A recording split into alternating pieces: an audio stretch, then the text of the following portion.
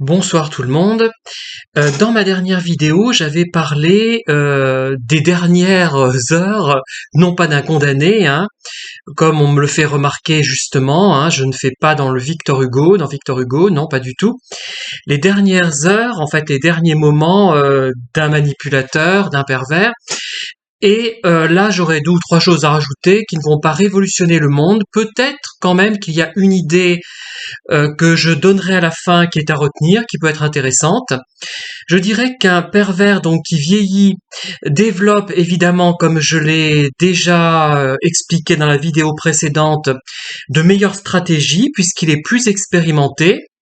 Mais ces stratégies peuvent être atteintes par des carences mnémoniques, par son cerveau un petit peu défaillant, s'il est vraiment très âgé ou malade. Euh, Qu'est-ce qu'on pourrait dire d'autre? Euh,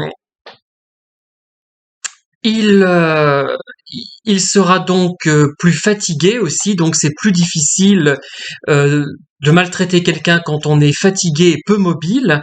Le fait qu'il soit peu mobile va peut-être le cantonner à des relations par le biais d'Internet, par exemple. Maintenant, c'est très facile de harceler les gens sur Internet.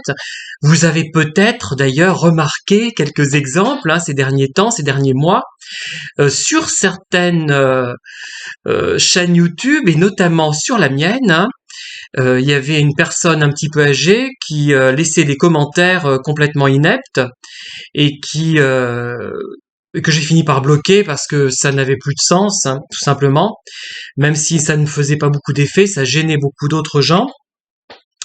Il y a aussi donc quand on est fatigué, donc quand on perd ses moyens intellectuels, donc Internet, la proximité. La proximité, ça peut être aussi l'auxiliaire de vie qu'on peut malmener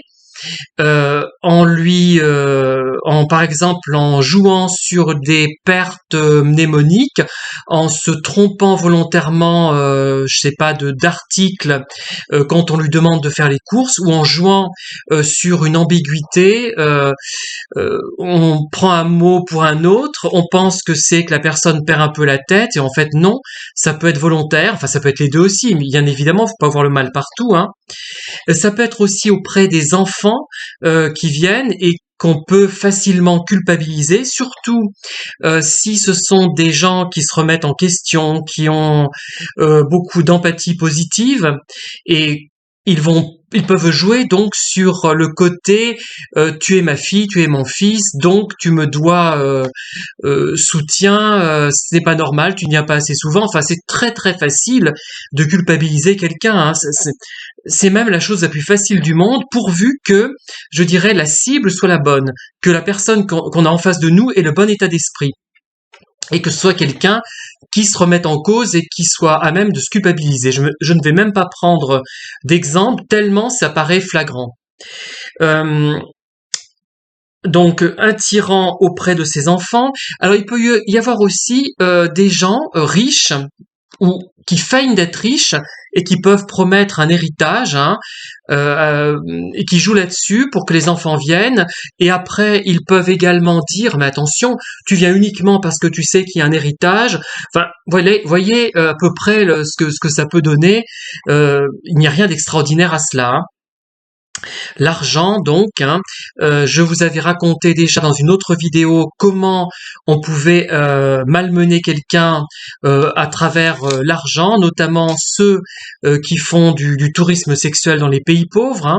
Bon, encore là, pour faire ce genre de tourisme, encore faut-il être suffisamment vaillant, ou alors on peut le faire par Internet, c'est-à-dire promettre de faire venir quelqu'un, de jouer là-dessus, soit jouer le jeu, c'est-à-dire aller jusqu'au bout, mais en même temps euh, retarder le paiement, par exemple, vous voyez, différer le paiement, ah bah j'ai pas pu, tu as mal compris, ce n'était pas lundi que je devais te virer cette somme, mais une semaine plus tard, voilà.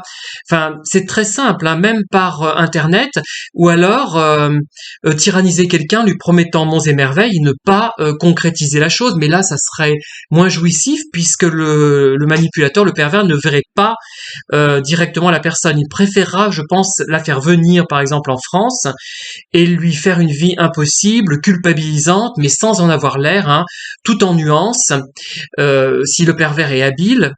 Voilà, bon, ce sont des exemples parmi d'autres qui me sont venus à l'esprit, hein.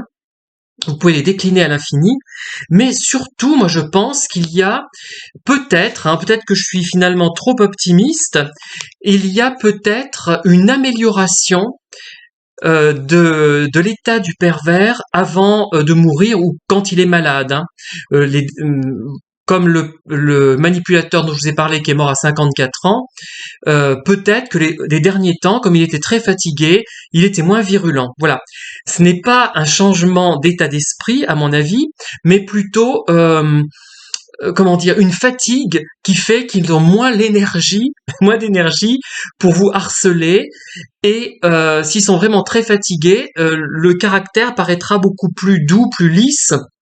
Mais bon, c'est finalement une amélioration, mais liée, par exemple, à la maladie d'Alzheimer. Si un pervers a la maladie d'Alzheimer, au départ, il va effectivement harceler peut-être moralement, physiquement, la personne en maison de retraite qui s'occupera de lui, en EHPAD ou en maison, enfin, on devrait plutôt dire.